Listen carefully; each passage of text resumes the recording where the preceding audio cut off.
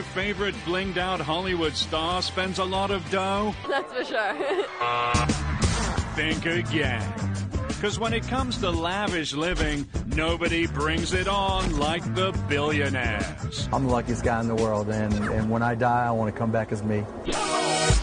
In the next hour, we're going to show you the never-before-seen lives of the world's richest people. You have to be a little spoiled and show it. We'll visit the grounds of their multi-million-dollar compounds. Larry Ellison has bought over $100 million worth of properties here in beautiful Malibu, California. Take you on board billionaires' private planes and show you how they're tricking out their jumbo jets. It's basically an open canvas for us to create whatever type of interior that they want. And we'll even hitch a ride on the billionaire's favorite toy, the mega yacht. It runs really like a little floating city, and that's what mega yacht's all about. Jealous yet? Wait till you meet the world's hottest young billionaires to be. Welcome to my home in Bel Air. Hey, millionaires, call us back when you make some real money. Bill Gates, he's making as much money when he's just sleeping than a lot of these young Hollywood people are making for an entire film. Way more than that. Because this is the fabulous life of filthy rich billionaires.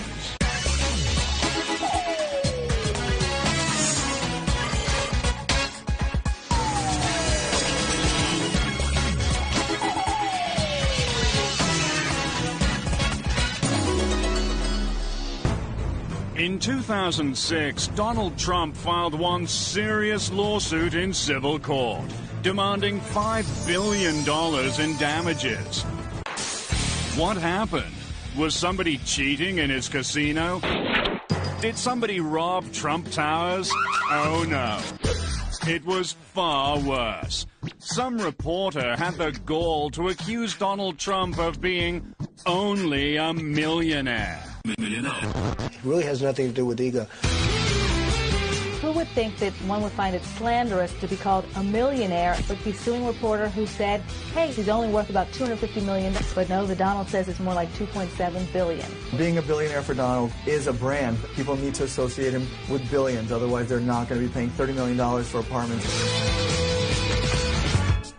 Yeah, because gaining entree into the billionaire club means joining the most elite economic class on Earth.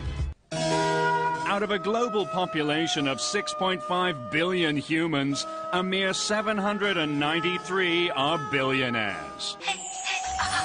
Just the interest on the money they have is more than most millionaires will ever collect in a lifetime. Let's take a rich Hollywood celebrity like Reese Witherspoon. She makes up to $29 million a movie. In order for her to become a billionaire, she would have to make 35 movies. That's how rich these billionaires are. If a billionaire wanted to, they could buy about 3,000 Rolls-Royce cars, and that would only get through $1 billion of their fortune. Wow, how far we've come. And if you're lucky enough to join the select club of 10-digit dudes, living in some rinky-dink mega mansion simply won't do. If you're an A-list celebrity, you might be looking in the range of $10 million for real estate. If you're a billionaire, you don't really have a range. You can go $20 million, $40 million, $60 million, as much as it takes to get what you want. These billionaires have homes all over the world, so when they think about buying a new one, they don't agonize about a multi-million-dollar mansion the way a millionaire would. Yeah, because in the world of billionaires, buying a mega home is as easy as grabbing a pack of Twizzlers at the checkout. Just ask billionaire Dallas Mavericks owner Mark Cuban. He bought this Dallas mansion for $15 million in 2000 without ever laying eyes on it. This is my house, Casa de Cubana, and believe it or not, I bought this house sight unseen. A buddy of mine said, trust me, it's a great deal. And then I said, okay, when you have a lot of money, you can take chances. That's one of the great things about being a billionaire, you know. Mark's Casa de Cubana spans 24,000 square feet. And look out back. There's a gazebo big enough to fit a couple of million-dollar homes. But for Mark, it's just a place to keep his barbecue grill out of the rain. I ain't even started yet. This is our summertime hangout here. Now, to some people, this might be a tennis court, but when you own the Dallas Mavericks, this is a basketball court. And obviously, after you get sweaty, then you got the pool. Most people have to, like, fly somewhere. This is kind of like our own resort.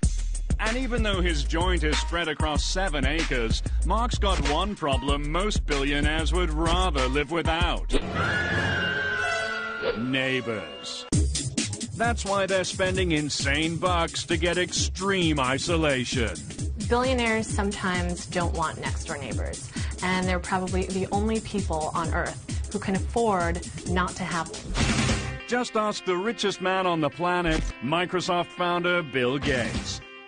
Not only does he have this 66,000 square foot, $140 million high-tech Seattle mega home, but he bought up the 11 surrounding plots for an additional $14.5 million just to make sure he never has to deal with the neighbors. It's a lot more than that. Bill Gates bought about a dozen properties on the shores of Lake Washington, which totally insulate him and his family from the world. And Bill's Microsoft co-founder, Paul Allen, with a net worth of $22 billion, he's got plenty of cash to make sure nobody's shacking up next door. Paul built a 7.5-acre, 47,000 square foot compound on Washington State's breathtaking Mercer Island. This $120 million estate has not one but 5 mansions, including a 10,000 square foot abode for Paul and a 6,500 square footer for his mommy. I think it makes a lot of sense. One mansion is for his mother. The others might just be buffers so that he doesn't have to have somebody living next to him. But no billionaire spends for complete privacy like Oracle founder and $16 billion man Larry Ellison. He already owns $245 million worth of real estate around the world. It's bought and paid for. But Larry wanted even more solitude. So in 2003, he set his sights on a nice quiet spread in Malibu Beach. Only problem? There's no such thing as a nice quiet spread in Malibu. Everyone wants to be on the beach in Malibu. It is tightly packed with celebrities and millionaires. So what's a poor billionaire to do? Easy. Larry just bought up a whole swath of homes in Malibu's most exclusive area, Carbon Beach, and made himself the only kid on the block. It's so rare to actually get property available on Carbon Beach. Behind us here are 5 consecutive properties that Ellison recently purchased. He actually went up to the doors and knocked and said, I'm going to give you an offer that you can't refuse, and basically they decided to sell. Yeah. Yes, that's 5 ultra-plush beachfront properties in a row, just for a little freaking privacy. Within the last few years, Larry Ellison has bought over $100 million worth of properties here in beautiful Malibu, California. If you have a palace, that just gives you cachet way far above and beyond a regular billionaire. Owning a palace is the ultimate in billionaire living, and one of the fringe benefits of being a royal billionaire. Can you imagine calling Domino's Pizza and say, like, yes, I need like a pepperoni pizza, send it to the palace. But if you thought palaces were just something of the past, think again. Because these days, billionaires are building brand new ones. Bigger and more tricked out than in the days of yore. Take this guy, the oil-rich Sultan of Brunei. He built himself this shiny new palace in the early 80s. And at 2.1 million square feet, it's the largest residential palace in the world. This place is gold domed. It's bigger than the Vatican. It's on par with Versailles. It's got 1,788 rooms, and its dining room seats 5,000 people. Then there's 49-year-old Saudi Prince Al Walid. In 1997, he dropped $130 million to build his very own palatial oasis. Why not when you're worth $20 billion? Prince Al Walid of Saudi Arabia's palace is bigger, grander, more lavish, probably, than the homes of the top 5 billionaires in the world put put together. And this is someone who's living truly the most luxurious and wealthy lifestyle that you can imagine. Close your eyes and imagine Prince Al Walid's personal paradise in Riyadh, Saudi Arabia. With 317 rooms, this Mideast mammoth checks in at 400,000 square feet. It's got a 20-foot-high wall of water fountain and a 75-foot-high foyer framed by dual winding staircases. There are also indoor-outdoor swimming pools, a screening room, a bowling alley, and a beauty salon. I feel at home, really. I like it. And just like a Sahara sandstorm, Al Walid's ginormous palace has been known to swallow travelers whole.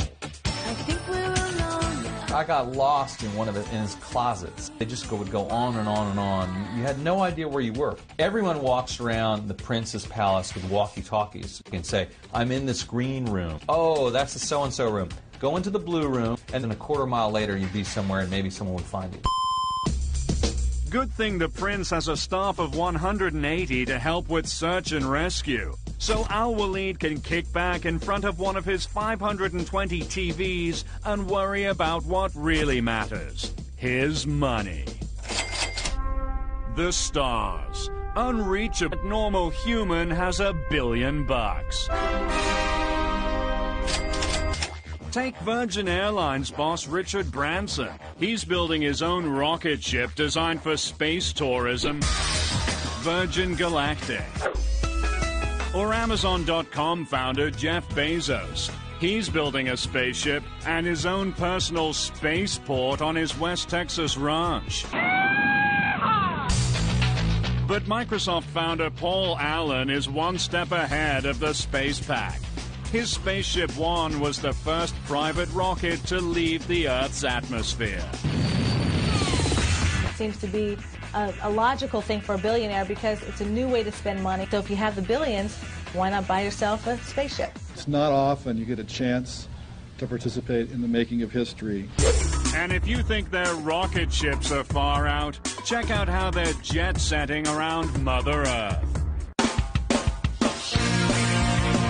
A must for a billionaire is owning a jet ready to go anywhere at any time. You don't want to be a billionaire having to wait in line at the airport. You need to be able to pack your bag, get on a plane at any time of day or night. These billionaires fly around in their private jets the way you and I commute to work.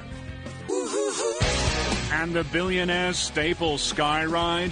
It's one of the speediest things on two wings, the super-fast, super-fly Gulfstream. Billionaires purchase Gulfstream jets because they want to get someplace in a hurry. They're sleek, they're modern. So many billionaires have their own Gulfstream. Oprah has one, Larry Ellison has one. It's the ultimate status symbol. Just ask internet billionaire Mark Cuban. He bought this state-of-the-art Gulfstream G550 in 2005 for $42 million. Most people have an easy chair or a favorite chair at home. This is my favorite chair. Right here on the jet where I can just kick back and just do whatever. Where most people are worrying about everything that might come up, I'm flying somewhere fun. I'm on my way to Vegas. You know, if I get a wild hair and we want to go to dinner in New York or L.A., great. Cuban's Gulfstream G550 has a full-time pilot, wood imported from the Ivory Coast, 24-karat gold cup holders, and state-of-the-art technology, all customized to Mark's specifications. The nice thing about having billions of dollars is that you get to do what you want, where you want, how you want, when you want. I'm the luckiest guy in the world, and when I die, I want to come back as me.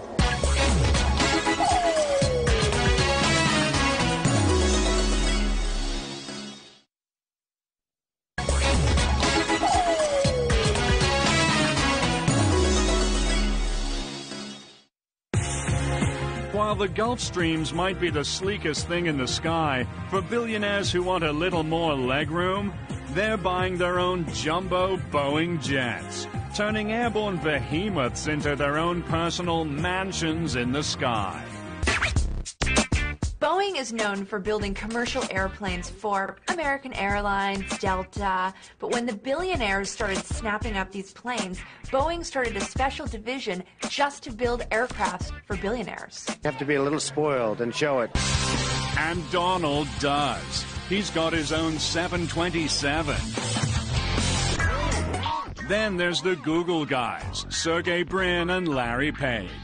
They bought themselves a banging Boeing 767 in 2005.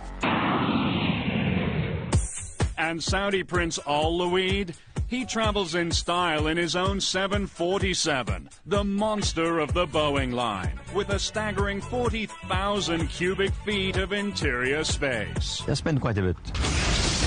That's right. While the sticker price on your average jumbo jet can run over $200 million, billionaires are spending way more than that to make them nice and comfy. Lights, please. Here's your typical commercial airliner. Cramped seating for 500, 6 tiny bathrooms, and stale peanuts. 1 bag per passenger. But when a billionaire gets hold of a jumbo jet, out go the seats and in go all the amenities of a palace, plus all the peanuts you want. They have jets where it's, bedrooms and staterooms, and makes Air Force One look like just awful. If they have a favorite interior designer who has designed their main home, they can also have that interior decorator on board. Or they hired this guy, Eddie Storey, the New York City-based high-end interior designer who specializes in reinventing jumbo jets for billionaires. When a billionaire comes to us with their aircraft, it's basically an open canvas for us to create whatever type interior that they want. And Eddie's, he gets some pretty insane requests. It's anything from a modern interior with a jacuzzi, or a Playboy's aircraft with an entertainment room with a strip of...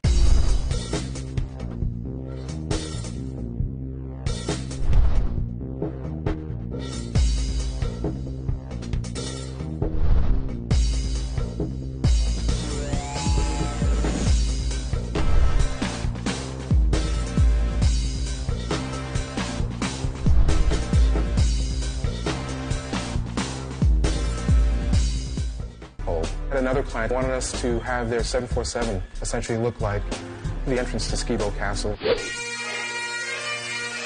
The upper deck lounge was basically a smoking room that you would find within the castle itself. The cabin's only limited by the person's imagination.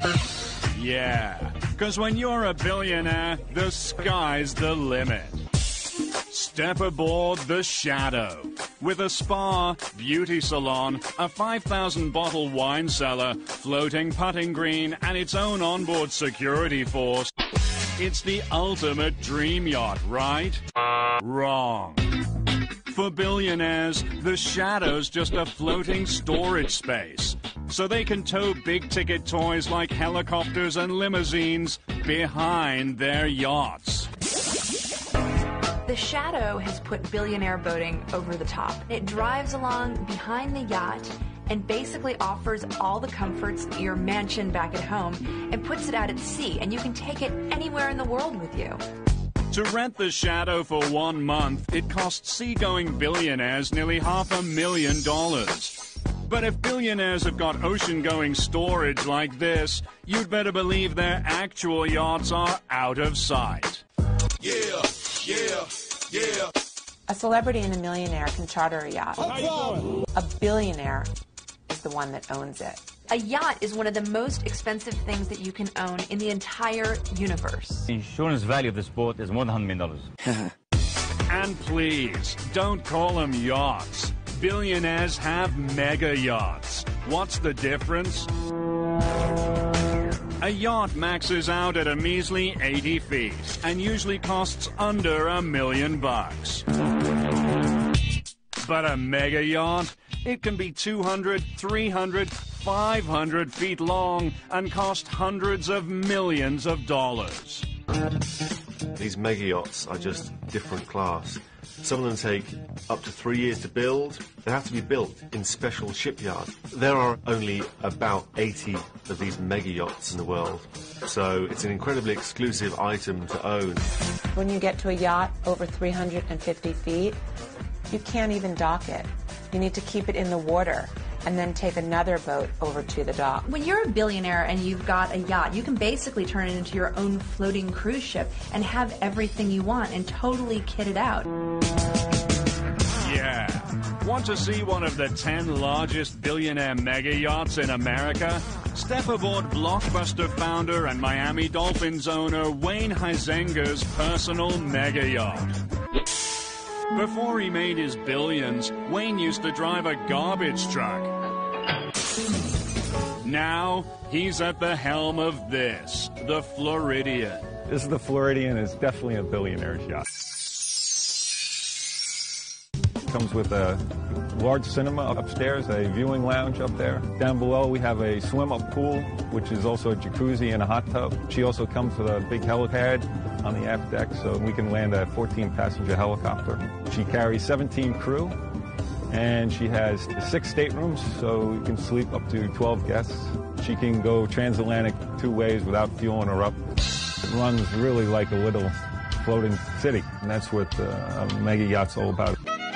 But at 228 feet, the Floridian is at the petite end of the mega yachts. These days, some billionaire sailor boys are playing real-life battleship to prove who has the biggest, baddest yacht on the sea. Who has the biggest yacht in the harbor is a favorite billionaire's game to play. Want to play along? Welcome to the Fabulous Life's Billionaire Battle of the Mega Yachts. Starting with Captain Number 1, Russia's richest man, Roman Abramovich. Raised as an orphan in his native Russia, he became a captain of the oil industry and then commander at sea. Roman Abramovich owns 4 yachts. In 2004, he took them all to Portugal and had breakfast on one, lunch on another, and dinner on yet the third. Roman's flagship, it's the 377-foot, $125 million Polaris. With an indoor pool and steam room, antique wooden floors, a staff of 42, and rooms for 22 guests. And for this safety-conscious billionaire, it's all about the security. His Polaris features a submarine for hunting deep-sea mines, a built-in missile detection system, and a bulletproof exterior. He's got it on the yacht. He's got it on the plane. I mean, you wonder if he walks around town with a little bubble around him that's an anti-missile defense system. So Roman's got a whole lot of boat. But billionaire captain number 2 in our battle of the mega yachts? Microsoft playboy Paul Allen. He has a fleet that'll blow Romans out of the water. And his big dog, it's called the Octopus. I mean, it's just amazing. Paul Allen's 414-foot, $200 million yacht is called the Octopus, and it's got a basketball court, a movie theater. It's longer than the Seattle Seahawks football field, the football team that he owns. He uses it to throw these fabulous parties where he entertains amazing celebrities all the time. Just last year, Paul Allen had the likes of George Lucas, Justin Timberlake and Cameron Diaz, Bono and Usher on his yacht. When Usher was on board the ship, he recorded a song with Paul Allen in the onboard recording studio. But docked right next to Allen's Octopus and all those exotic party locales is an even bigger boat. The $200 million Rising Sun. It belongs to billionaire captain number 3, Allen's tech industry rival, Larry Ellison. Larry's 5-story maritime monster features 82 rooms, a spa, and a basketball court that doubles as a helipad. And at 453 feet, it outstrips Paul's Octopus by 39 feet. Oh yeah, Larry made sure of that. Larry Ellison and Paul Allen have been in the billionaire battle over the size of their yachts, and currently, Larry Ellison's the winner. When Larry Ellison heard that Paul Allen was building a bigger yacht than his, he asked his designers to add 50 feet on, just so that he can say, I have the biggest boat. It is absolutely true. But even though Larry supersized the Rising Sun, he'd have to tack on another 72 feet to match our reigning mega yacht. The world's longest, largest, baddest mega yacht of all time.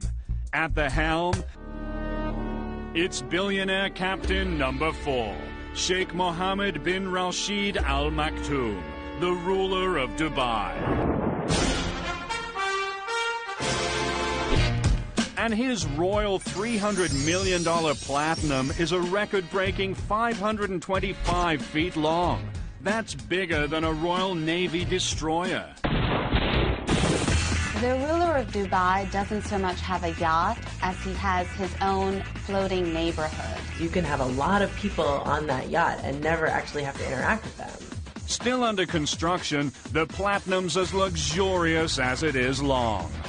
With 2 master staterooms, a cinema, disco, squash court, plus its own submarine and a helipad for the Princess Black Hawk chopper. It costs 10% of the total value of the yacht just to upkeep it for a year. So to do the math simply, this billionaire spends $30 million a year to upkeep his yacht. I mean, you take some celebrity, that would be as much money as they made in several years. But the sheikh must be shaking in his boots, because reportedly our fave Russian billionaire Roman Abramovich is on a covert mission to develop an even bigger boat. Being built in a German shipyard under a cloak of secrecy, his 5th mega yacht goes by the project codename Secret. But it's no secret that Roman's gonna have the biggest mega yacht on the sea. Abramovich is building another yacht. It'll be the 5th in his collection, and it is reported to be the world's biggest at more than 525 feet long. What will it have? What won't it have?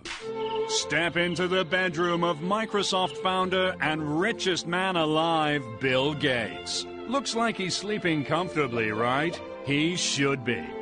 Because while Billy Boy snoozes, his Microsoft empire keeps growing, which means he'll wake up $4 million richer in the morning. Wake up and smell the money, Bill. He's making as much money per night of sleep when he's just sleeping than a lot of these young Hollywood people are making for an entire film that they spend months filming. Way more than that. Bill Gates is so wealthy that the IRS had to have a special computer to calculate his wealth. Bill Gates is the richest man in the world. That says it all, right? That's right. Bill's got plenty to line his mattress. A mind-blowing $50 billion. And when we're talking about fortunes this massive, billionaires have got to make up stuff to spend it all on. The problem with being so rich is that you can literally get anything you want, anytime, and that money is no object. Give it to me now. Give it to me now. To actually spend all of it, it's a challenge. It is probably a full-time job. So much more money than I could ever spend.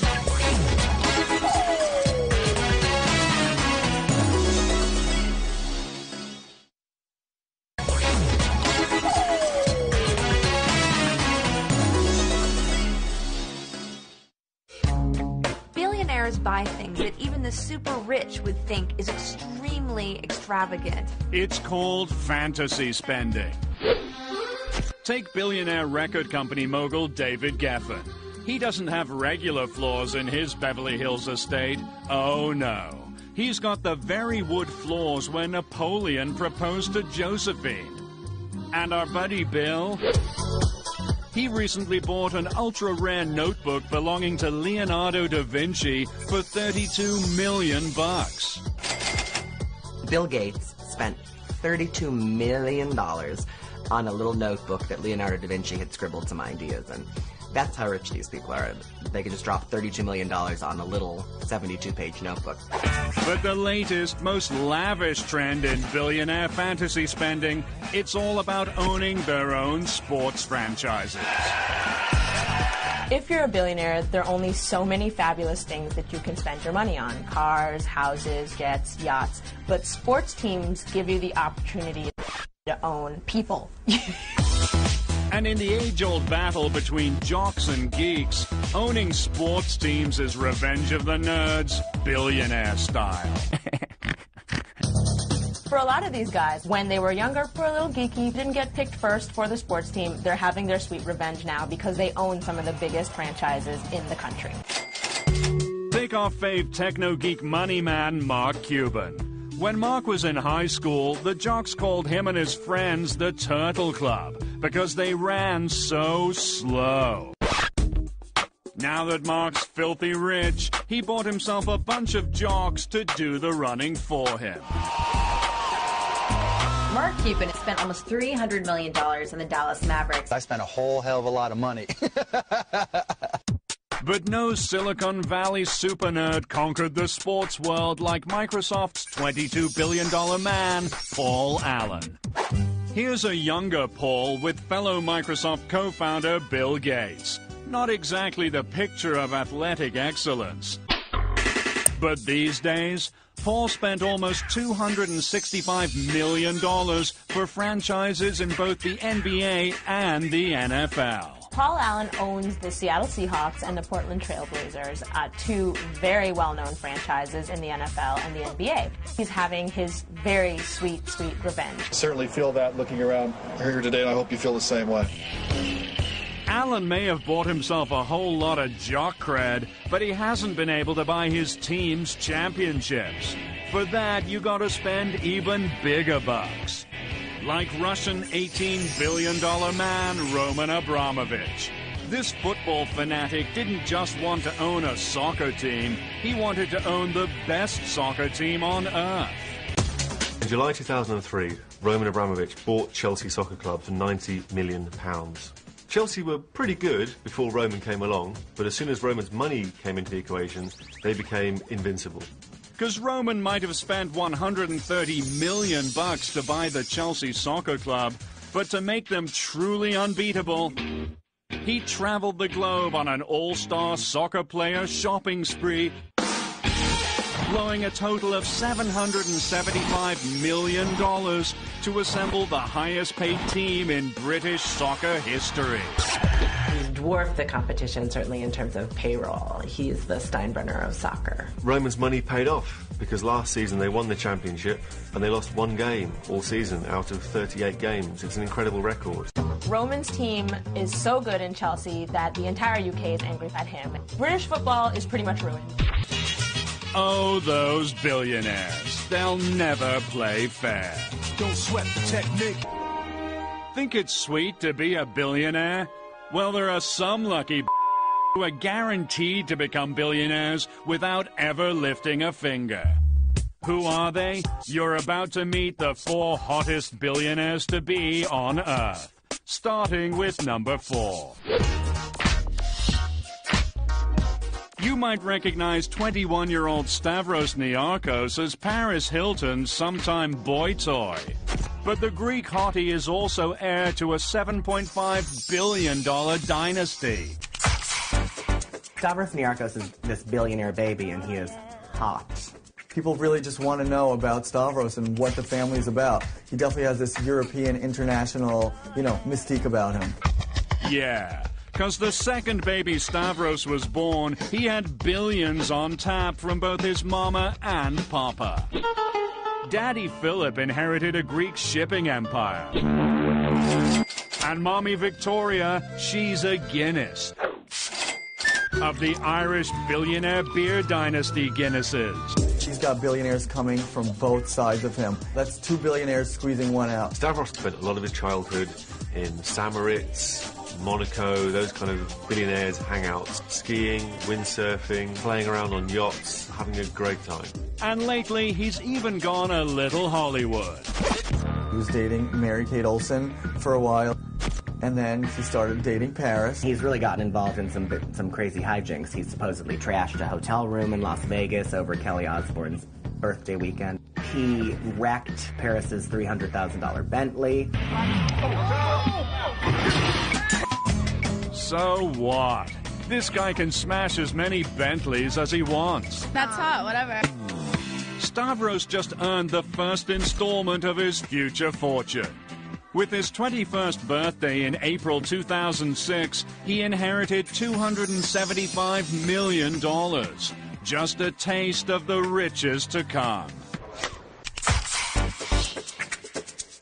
Number 3, Amanda Hearst. She's 22 with brains, beauty, and a last name that's truly legendary in the world of American money. Amanda Hearst is a descendant of William Randolph Hearst, the legendary newspaper man. You know, the Hearsts, of course, are worth billions, through their publishing empire. Amanda Hearst is really keeping up the tradition of an old-school billionaire-to-be. She has just sophistication, style, and class oozing out of her. Amanda's an heir to a $5.2 billion publishing fortune that includes 12 daily newspapers and over 120 magazines. And she isn't just sitting pretty on the Hearst media empire, she's looking hot in front of the camera too. In the great tradition of spawns of the rich and famous being models, she's modeled for Town & Country magazine, she's modeled for Tommy Hilfiger. People are clamoring for her to do their campaigns and be in their runway shows. But if you stood to inherit billions, why in the hell would you work for a living? Amanda donates whatever she makes on the runway to charity. Next, 26-year-old Casey Johnson. Casey's dad is sitting on an old money war chest of $3.6 billion. The Johnsons' money comes from Johnson & Johnson's, baby powder, Band-Aids. You just go into the medicine cabinet, there's tons and tons of Johnson & Johnson product. Her dad also owns the Jets, so basically they're definitely a powerful name in this country. Casey Johnson hangs out with other famous celebutantes like the Hiltons, but the Hiltons aren't billionaires. Casey's family is. Casey definitely stands to inherit a big fortune, but she's already spending like she's got one. Want proof? Casey invited us over to her brand new multi-million-dollar LA mansion to show us how a billionaire-to-be really lives. Welcome to my home in Bel Air. We're going down to the pool area, which is kind of a hike. When I first saw the view of the pool from the house, is kind of when I fell in love with the home. And there's a lot to love. With a formal sitting room, a dining room, and even a guest house for her full-time live-in chef. But who cares about that stuff? For a billion-dollar fashionista, it's all about closet space.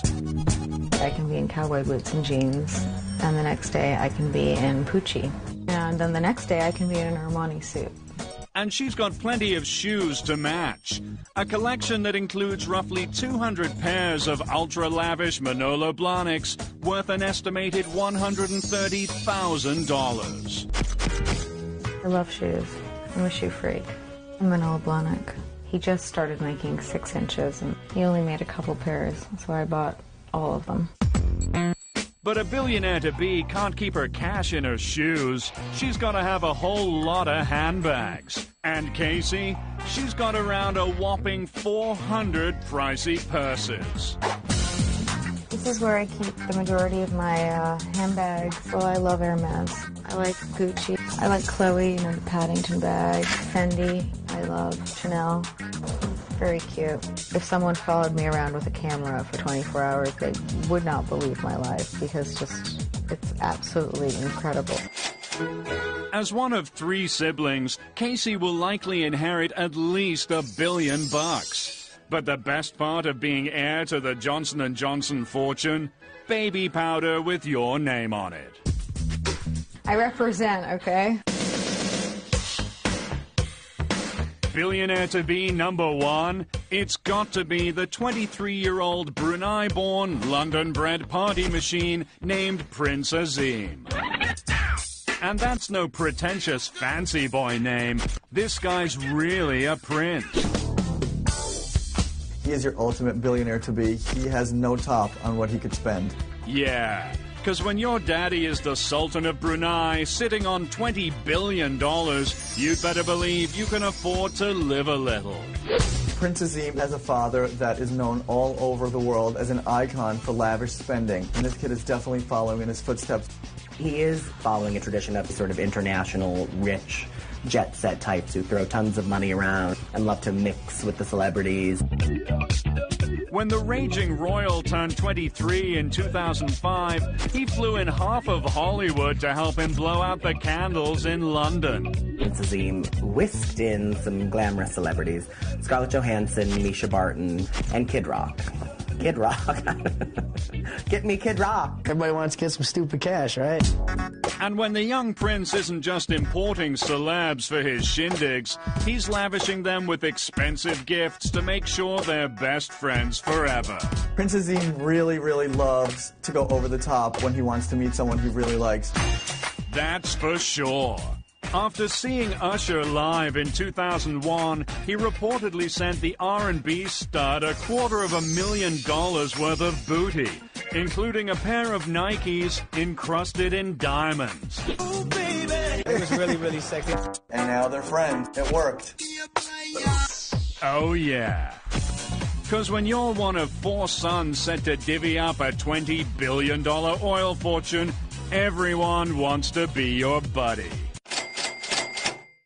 Say fab, y'all say life, fab, life, fab, life. When I say fab, y'all say life, fab. Oh, yeah. You wanna ball like me, floss like me, wear Gucci and Louis Vuitton like me, dress like me, get the best like me, private planes all over the rest like me, crystal heights, forget about the price. I'm living that fab life. When I see something I don't think twice, I'm living that fab life. Now when I say fab,